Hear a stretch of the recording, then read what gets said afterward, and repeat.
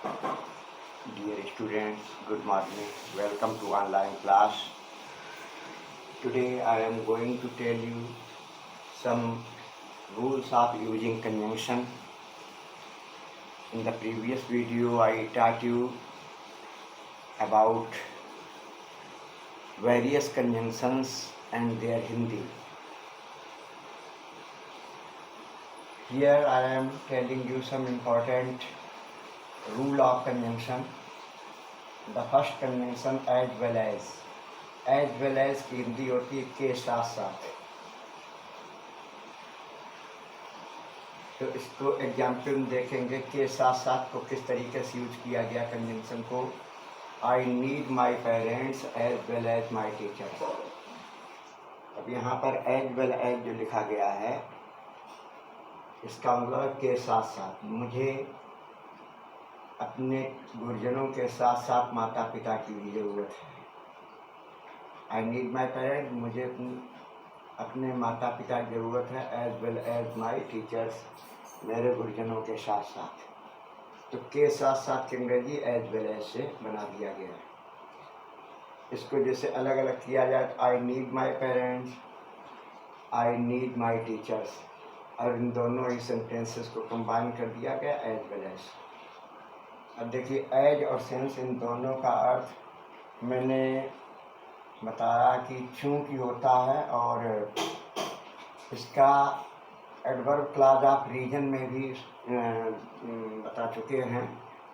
तो इसका एग्जाम्पल देखिए, since I was poor I could not buy a car, या as I was a poor. As और since दोनों में से कोई भी प्रयोग कर सकते हैं। चूँकि मैं गरीब था इसलिए आई could not buy a car, मैं कार नहीं खरीद सका। चूँकि शब्द से इसको जो है कारण है,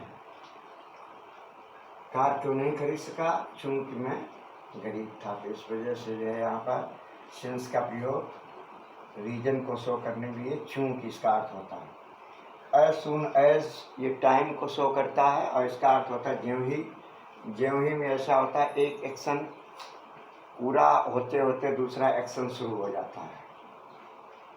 तो देखिए क्या सिचुएशन, एज सून एज ज्यों ही आई रीच द स्टेशन, मैं स्टेशन पहुंचा, त्यों ही क्या हुआ, the train had arrived at the platform, गाड़ी प्लेटफार्म पर आ चुकी थी। अब देखिए एक एक्शन का पूरा होना और तुरंत ही दूसरे एक्शन का ये पूरा होना, दोनों एक्शंस पूरे हो रहे हैं तो ज्यों ही प्रयोग करते हैं इसमें।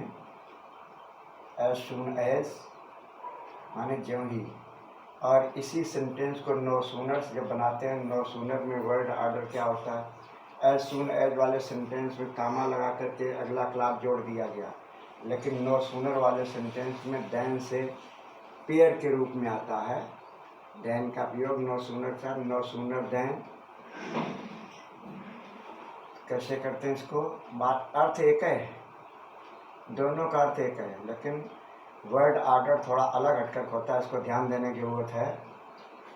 जैसे यहाँ पर लिखा as soon as I reach the station, as soon as के बाद में सब्जेक्ट के बाद में वर्ब का सेकंड फॉर्म लगा था, लेकिन यहाँ पर नो सूनर लगाने के बाद डिड लगाया गया, फिर सब्जेक्ट, उसके बाद में वर्ब का फर्स्ट फॉर्म, उसके बाद में ऑब्जेक्ट, और उसके बाद देन लगाया गया। No sooner did I reach the station then the train had arrived. दोनों ही सेंटेंस को अच्छी तरह देखेंगे, अंतर समझेंगे, अर्थ दोनों का एक है।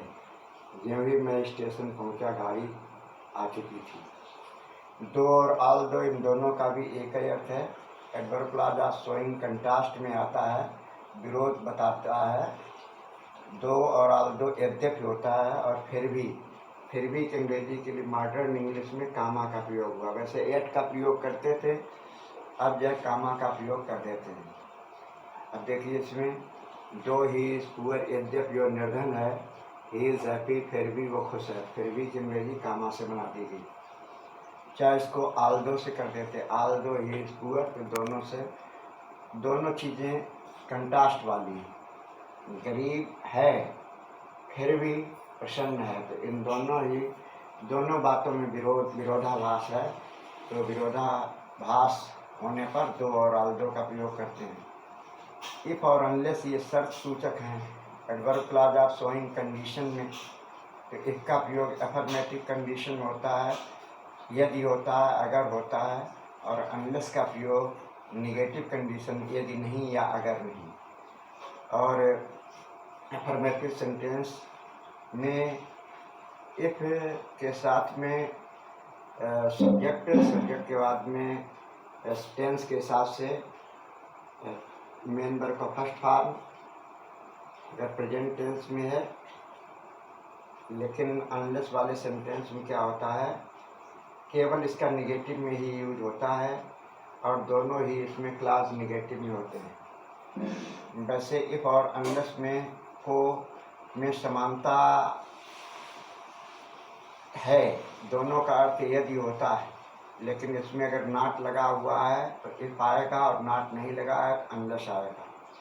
If you do not work hard, अगर तुम कठिन परिश्रम नहीं करोगे, तो यहाँ पर नहीं शब्द की अंग्रेजी नॉट लगी इफ में, और इसमें नॉट का, अनलेस में नॉट का प्रयोग नहीं हुआ। If you unless you work hard, दोनों का अर्थ एक है। If you do not work hard, unless you work hard.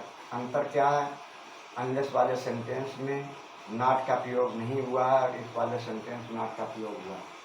अर्थ दोनों का एक ही है, निगेटिव सेंस में है। ये तुम परिश्रम नहीं करोगे, यू विल नॉट पास, तुम पास नहीं होगे। इवन इफ में जो है भले ही, इसमें विरोधाभास प्रकट होता है।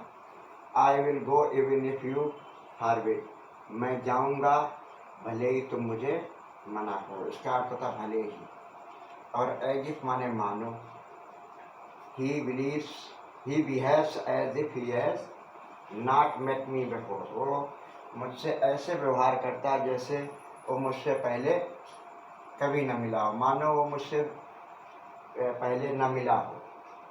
और लेस्ट माने कहीं ऐसा न हो कि, इस सेंटेंस में लेस्ट के बाद में, सब्जेक्ट के बाद में शुड का प्रयोग होता है और ये निगेटिव में इसका अर्थ होता है, इसलिए इसमें नॉट का प्रयोग नहीं करते हैं।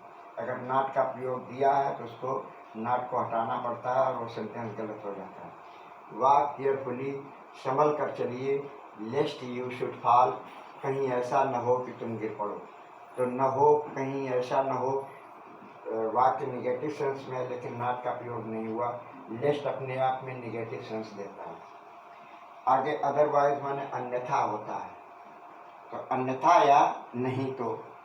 वर्क हार्ड, परिश्रम करिए, otherwise you will not get success, अन्यथा तुम सफलता नहीं प्राप्त करोगे, या नहीं तो तुम्हें सफलता नहीं मिलेगी। तो इस तरह से प्रिय विद्यार्थियों, आपको कुछ इम्पोर्टेंट कन्वेंशंस के प्रयोग बताए। आप लोग एक्सरसाइज के माध्यम से और प्रैक्टिस करेंगे। उम्मीद है कि आप लोगों को ये चैप्टर अच्छे से समझ आया होगा। प्रैक्टिस करेंगे तो और अच्छा आएगा समझ। We will meet with some new topic in another video. Till then, goodbye. Have a nice day.